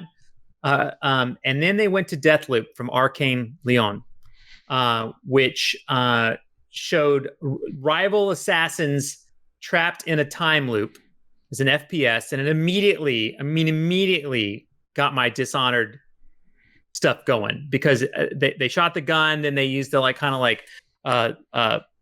teleport to get up on the roof. The world and the vibe had its own kind of, I think, fairly unique art style, I would say. It had a lot of people in masks. It felt interesting. You need to kill all 8 of these people in one run, and then it showed that there was a competitive assassin that you were up against, which I could not help. I don't know if they explicitly said it, but I kept thinking, like, is this a game where you're both playing in the same world and fighting each other to go and get these assassinations? Is this like an online game that you can play with your friends and kind of like race to the objectives and have like effect on each other's world as you give it a run? Because it looks like a roguelike to me, that each run is like its own death loop, right, that you go into. So I was pretty heavily excited for this one. This game looks really great to me. What did you think of that one there, Jeff Cork? I really like Arcane. I think that this is one where the trailer and the narration and everything was just kind of like blah. I trust the studio themselves. Yeah. Just the way it was presented kind of felt like a misstep. It reminded me unfavorably of Wet. Remember that old Bethesda game? Just the same kind of like grindhousey kind of overlay on a shooter. But I'm confident that it's going to be a fun game. I just wish that we got to see something else from it. Yeah, I can feel you on that. I always feel like the best part about Arcane and the way that they make their games is the way that you can approach things, right? You know what I mean? That the fact that you can do things so differently in like a run. So when you're just, like you said, like kind of just have like loud music and like, it's a death loop. It's a death loop. You're in a death loop. You know what I mean? Like as opposed to have been like, show me a loop. Yeah. You know, show me the next loop. Show me how those loops are different. I would have done backflips for that. And so that's a great observation. They probably have somebody on the team who was preparing to do that in front of like appointments that they were going to be taking. Yeah. How about you, Dan? Is that your style? You in? Man, you know, I think right now I'm out. You're out? To be honest with you. Gotcha. Yeah. Right, no, I'm looking for honesty. Yeah, that's okay. How about you, Alex? I'm in, and I actually kind of like the grindhouse feel to it. I thought that was, I guess I wasn't familiar with Wet, but I thought that was kind of unique. I want to know more about the secondary assassin, and if you guys are like, is there 2 narratives there, which could be interesting. I liked the Illuminati weird vibe of the island. And the weaponry seems cool to me. I'm in on that concept. I'm also kind of in on this concept of taking roguelikes into these different genres, because I wasn't aware, or I haven't played a ton of games like that, where I always think of roguelikes as 2D side scrolling. So I think this could be an interesting entry point for me. Yeah, as we start doing them different ways. Yeah, 100%. Yeah, I think that's definitely it. I hope it's not like everything is a roguelike, right, kind of thing, but definitely it's an interesting game. Like I said, once again, and I love the idea of games. I'm going to go back all the way back to Heavenly Sword. I always, this is a weird Andy tangent, but like God of War, right? I was like, God of War is cool. It's like the side-scrolling back in the old days, right, game. We were like fighting to get to the end, and I was like, man, you should have gotten a Heavenly Sword. I would have loved to have had like 2 lanes where you were fighting against each other. It's like who could get through the level fast enough, right, kind of thing. And I feel like when I look at this game, it reminds me of that thought for me of having like a heavenly sword versus Kratos, kind of like side scrolling, like doing levels race. And in this case, like if you could be in the same world and you could talk to each other and both be assassins trying to get to these characters that was like maybe procedural in that world. And then you could decide to like, do we work together? Do we not work together? Do we work together until we don't work together? Right? Like, I think there's some interesting things you could do in that kind of like run and be like, we screwed it up and you totally screwed me over. Like, I think there could be some fun in that kind of like, are you working? Is it co-op or is it competitive? And let the players decide and kind of create their own moments. Could be very cool in that game. But I don't know. Once again, we don't know. But that was a vibe I definitely got off of it. Next up was, I don't know if you guys are familiar with Resident Evil, but Village, VIII, to show the 8.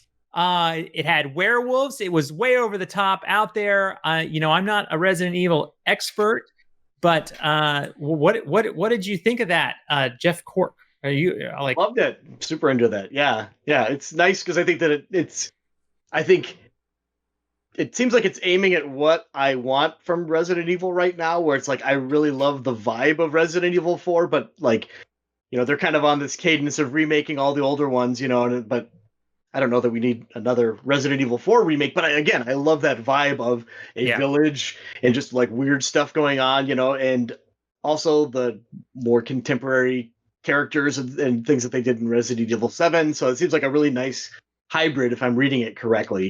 We did get to see a little bit of the village, and the camera pulls back and you see that there is like a castle, and then we saw like the interior of a mansion and just like some really classic Resident Evil stuff. So yeah, I'm super stoked. Yeah, and it does look like or at least like you said, like it looks like they're trying new things in the formula, right? Absolutely, which is interesting, and more power to them for that. What about you, Alex? I am not historically a Resident Evil fan. See my previous comments on me being a man baby. But I like the idea of going to werewolves is cool to me because I don't have a ton of allegiance to what that series is. But if it's too spooky, what are you gonna do? I mean, there has to be zombies in there somewhere, right? They're not just gonna walk away from zombies. Right? Yeah, definitely going to be zombies. Yeah. I mean, there's gonna be zombies, but I like that they're switching it up and trying to. I think you could do some interesting things with like. Can you choose more of your order in the village? Can you make more decisions? Is it not just like that classic? You have to get the key there to bring it here. Could you do things in different orders? Yeah. You know what I mean? Like, could you explore those abilities to have some freedom in that space, which could be very interesting. Question for you, Andy. Are you willing to predict, will you see a guy with a chainsaw in this game? Yes, 100%. You will see a guy with a chainsaw in that game. Yeah, 100%. And there will be a creepy bird at some point that's like eating an eye or something like that at 100%. Yeah, absolutely. And a dog that you're like, oh, it's a doggy, and then it turns around and it's a helmet. Oh, yeah, because it's got its foot in the trap and you go to help it. You'll come in handy and then it bites your face off. Yeah. Yeah. Perfect. Yeah. But that's what we want, right? Yeah. That's what we want. I mean, to some degree, you got to give the people what they want. Bite my face off. How about you, Dan? You excited for the village? Yes, actually. I thought it looked great. It's really channeling sort of like the next evolution of 4. At least that's what the trailer displayed to me. And since I love 4, I think I'm going to like this one. Historically, the Resident Evil series is like big hit or miss for me. Love some of them, dislike other ones of them. So I'm hoping this is going to be in the good category. Yeah. Based on what I saw. Yeah, it did look good. An exciting thing, and that's a big hit. So they followed that up, which we're like Deathloop, Resident Evil Village, Demon Souls. We're all like going crazy to like, what is this spaceman doing in Times Square? Yeah. Why is there this little girl with a holographic cat? What in the hell is going on? And then like the world shatters and you go to space, and then they land on, I assume, the moon, and then they go, what is that? And they look at Earth and say, freedom. Like, what in the hell happened? And then at the bottom it says Capcom, and I'm like, okay, I don't even know what to say at this point. But it's Pragmata. It's coming in 2022, and God knows what's going on there. No one has any idea what's going on there. So did the insanity interest you, Dan Tack? Not really. This is one of those marketing techniques where it's like, you don't know what it is. Nobody can know what it is.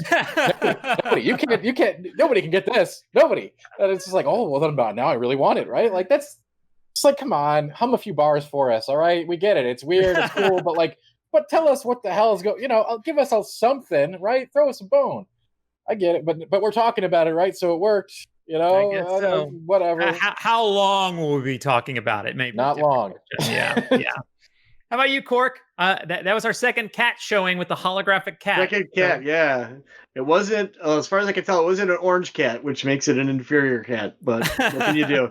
I don't know. Yeah, it looked flashy. It was a flashy looking movie product. I don't know what it is, but yeah, it seemed fine. I was waiting for the end, man. I was just waiting for the end to come up with like a Snickers, just some exactly at the end, like just like what you're is not this yourself for? When you're in a spacesuit in New York. The choice of outer space, something just whatever. I just hope that the resources that went into that are not being taken away from Dragon's Dogma sequel team, because if that's what's happening, I'll be very upset. I would be irate because we are getting that Dragon's Dogma sequel, damn it, and we deserve it. Anything to do with it? That's right. Maybe that's what Pragmata. Maybe when you start the game, it blows up, and all of a sudden that's what you're playing it instead. Like you don't know. That's it. It should have just Pragmata is actually Project Dogma, right? That's it all makes sense now. Yeah. It's all perfectly clear. So that was weird. But they followed that up with Horizon Zero Dawn 2 Forbidden West from Guerrilla, which was everyone knew this was coming. It seemed like that this was going to happen here, but I heard a lot of squealing from Alex during this particular demo when we were watching it on the stream. It's first of all, there's like I really like robot dinosaurs. There was a robot turtle that came out of the water that had like land on it. It was very lush, very green. Boy, wow, were they spending a lot on art assets? There was a lot of art assets going on here with the like fish and the like rays, and then there's these crazy landscapes and skyboxes. There was like this tornado going on in the background. I don't know. I couldn't even tell where she was going. It was all over the map. She dives in the water and then has like no depth, I won't explore. And then goes and talks to a like holographic dragon, and then is in a desert, and then is hanging off a winter's like cliff, and then is in maybe San Francisco. Yeah, Golden Gate Bridge. Yep. Yeah, it's all falling apart. It's the Forbidden West. Yeah. So it's all over this, but like very lush, so much art, lots of interesting robot dinosaurs. I mean, if you're into that scene, which let's be honest, who's not? Yeah. There's a certain amount of excitement that comes from that. What did you think of that, Alex? What was your reaction? Were you ready? I'm so ready, and we talked about Ratchet earlier. That's another one where I was like, okay, next gen, here it is. Like this looks in the vertical slices we saw. It looks so good.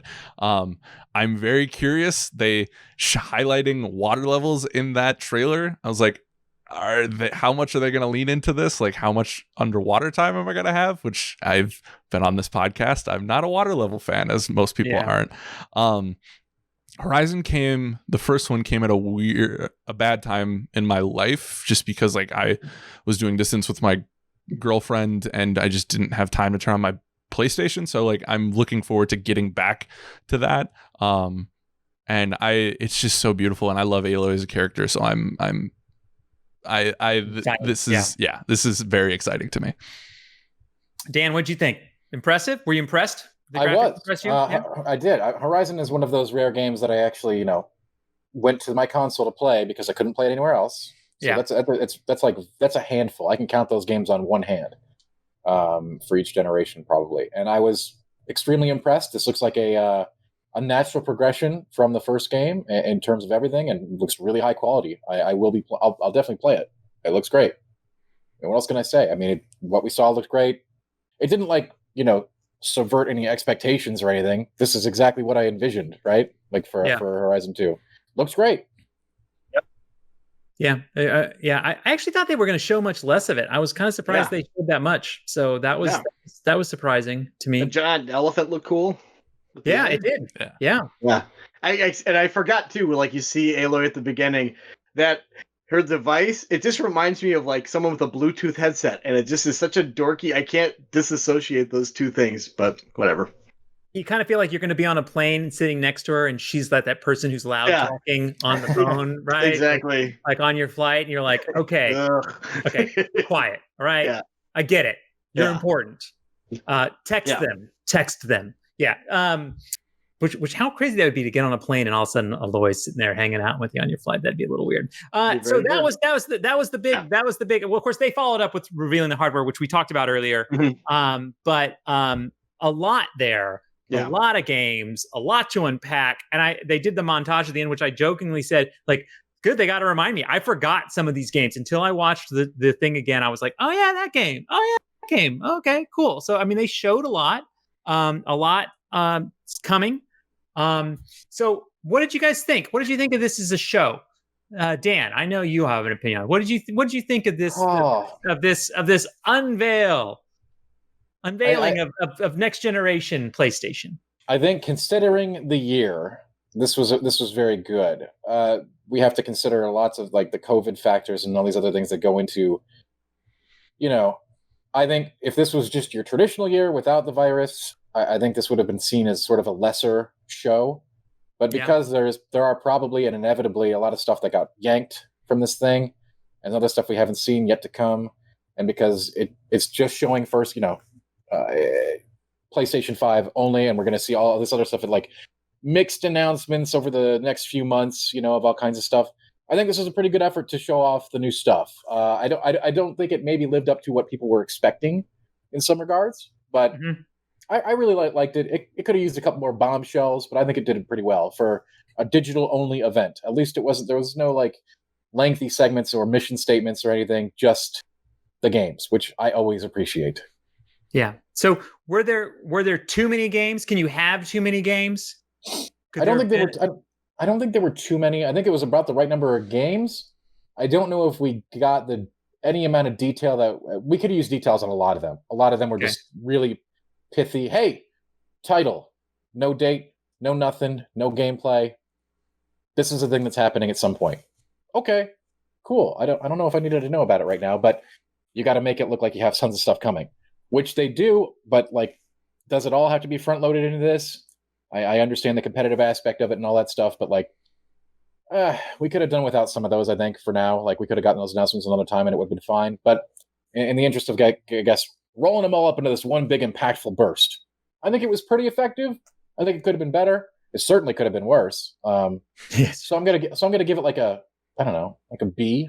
A B? Okay. All right. If I have to give a letter grade. And for you personally, is this like I don't know, were you on the fence on PlayStation 5? Was this something that pushed you over? Did it change your opinion at all? I know we do it. I know we do it professionally. I'm asking just as your own desire. Did it increase your take me PlayStation 5, I'm yours. Like where was this for you?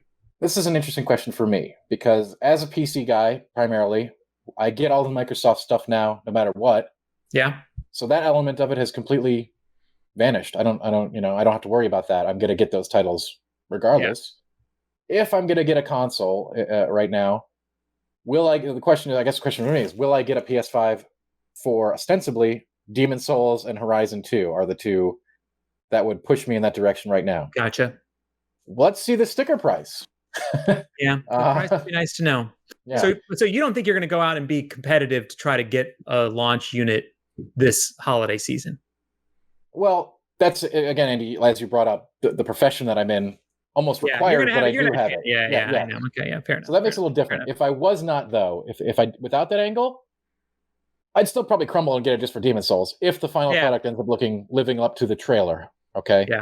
And it's probably a launch game. Right. And it's a launch game, which we don't know. But, we don't know. Yeah, we don't know. All right. So I guess I could say I'm sufficiently high for to get a PC guy like me who doesn't really stray over to my console area except to dust it off once every few months. It's impressive. So you should take this as, this was good from that perspective. Okay. All right. Right. And it certainly fits your motif, that hardware. You've got the blue neon already. All it was missing was an inflatable palm tree. I'm just going to hang it from the tree. They missed that opportunity. Maybe it makes noises. I want it to talk to me. You know? How about you, Jeff Cork? What's your level of excitement for the PlayStation 5? How did you feel the show went?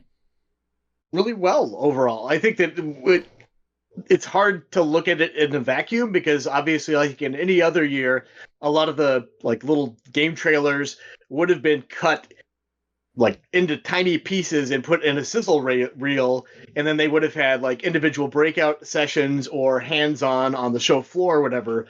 And that just being an impossibility, they had to kind of show way more on the floor. So I think that in like a lot of games, like for instance Horizon, and another year we probably would have gotten a bit of a developer walkthrough on stage.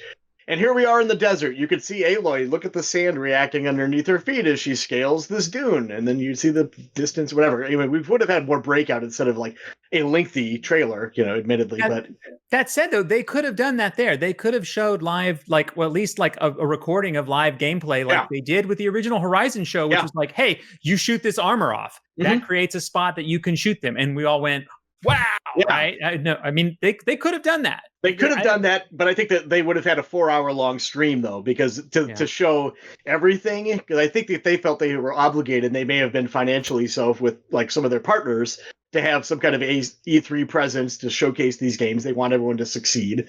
But ordinarily, like the way that they would do that is a little truncated in the presentation side of things, but then on the back end where again, what I said, the appointments and everything, it kind of makes up for it. But there was a lot to take in, and I think a lot of it did look really solid. I think that the Resident Evil reveal was huge. That's great. That's a good get for them. And then the Horizons, I'm never going to be able to call it Horizon, whatever. Zero Dawn. So used to saying Horizon Zero Dawn is one word. West, yes. Horizon Forbidden West. Yeah, I mean, that's an instant get for me. I love Zero Dawn. I think it's a phenomenal game. And a lot of really exciting stuff. There's a lot of things that are just kind of like, all right, that they're just like the little things where like peaks and valleys on a sizzle reel again, but they just had a little more time on their own to kind of make you scratch your head even more. But I thought it was really solid overall. I think that they certainly showed, like I said, just a ton of games. It's a lot to process. So since Dan started it, I'm going to ask you, what would you give it? What would be your grade school score? Oh, geez. I would give it a B+. I think B+. Yeah, I really would have liked a little more than holiday for a release date, and I really would like a price at this point too. And I think the big thing too is like, there's been some online rumors about pricing and everything, and then like the European price surfaced, which made people think, are they going to change the price of a retail game? Are we going to finally get past the $60 price point or whatever? So I want to know what's going on with that, if there's any truth to that. But I just need to know more. Yeah. Fair enough. How about you, Alex? So I'm primarily, I do a lot of my gaming on Xbox. That's what I came in with. That's where all my friends play. So for me, PlayStation has really become, now that even before here, now that I'm starting to be able to afford multiple systems, it became my exclusive machine. So it's like, what can I play here that I can't on Xbox with my friends? And for me, Ratchet and Horizon and a lot of those indies really was like, okay, if these are all here within the first month or two of having this, I think I would buy this day one. I guess my only disappointment with the show is I came into it with the expectation of getting a grasp on what their launch lineup looked like. And I guess I still don't really know what that is. True. Because we know we have Miles Morales coming in, they said holiday 2020, right? Correct. That's really the only one that I can go like, yep, like I know that's going to be their day one. So I would have liked a little bit more clarity on that. But like we've talked about, like 2020 is like wild, and I'm curious on what got pushed because of this. And like you said, Andy, I don't know. Like we still don't 100% know if this is coming this year. Like we don't know 100%. I think it will, by the way, but we don't know 100%. There's nothing that's 100%. And until someone sticks that flag in the ground and says this is when it's coming, like it's tough. So yeah. But I'd say to be different, I'll say A-. I think I did a lot of good stuff. It had a good pace to it. I never felt like I drifted. And even if games weren't for me, it still made me go like, what the hell am I looking at? So it kept the entertainment factor up. And I'm excited to have that weird alien transmitter to the right of my TV. Yeah, I think you guys are right. I mean, I think when you look at it as entertainment, I was definitely like, oh, that's interesting. It was great to see a bunch of different games. There were so many of them that there were times, like I said before, that kind of forgot some of them. But when you do sit down and you kind of put pen to paper and you go like, I'd play this. I'd play Deathloop. I'd play Resident Evil. I'd play Horizon. I'd play Ratchet. I'd love to play Miles Morales. You know what I mean? Like, and then you go, oh, that game, I'd probably play that. And all of a sudden you have 6, 7, 8, 9, 10 games on that list where you're like, hey, you know, these weren't all for me, but there's 10 games here that I'm interested in. I think that says a lot. I mean, I think that is a good show. I mean, ultimately, given our times, right? I do love those PlayStation shows, and they're like, here's 4 games. We're going to go deep dive on them, and you're going to be blown away. I think those are my favorite, obviously. But given where we are, it was a very good show. Got people excited about games. I love that it set a bar that I think Microsoft needs to come back and show their games, which then they have to come back in there and show their games. Then they got to give their price. Then they got to give their price. I mean, this is the beginning of the ride. And I'm excited that this is the beginning of the ride. And I think this is a good start. And I think you saw a lot of really great indie stuff in there, which I always love when there's great indie stuff in there, because I think there's just always interesting things that happen in that space. When we talked about what was challenging or what they were, I love that we don't know what they are, that they are not easily defined. I think that's what we maybe made fun of Godfall 4, was that we knew what that was. But there were a lot of other games that we didn't know what they were. And I think that was intriguing in a lot of ways.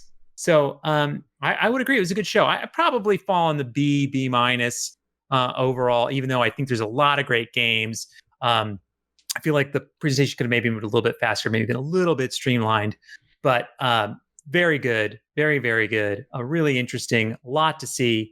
I'm excited to see what's next. We've got more and more to come in the coming months as we lead up to the launch of these systems. I got to tell you, I can't wait to play them. Who knows when that ever happens? We might all be lining up on the same day as everybody else to get our hands on these things. So it will be interesting to see and experience. I look forward to what Xbox has to say. I look to see what Nintendo has to say. Like, we still don't really know what they're doing with their fall lineup. So I think there's a lot of great things coming. Once again, we're not going to do community this week, just a little bit of house cleanup here at the end. But please send your questions to podcast@GameInformer.com. We will be doing community next week. This kind of show, we decided to focus solely on this PlayStation experience. And also, we weren't ready to play games quite yet, honestly, with where the world's at. But we will return next week with all our dumb games. We'll make some duck jokes, all those things that everybody loves. So thank you so much for supporting and listening to the Game Informer show. We really appreciate it. Hope everyone's safe out there. Justice for George. Cheers, everybody. We'll see you.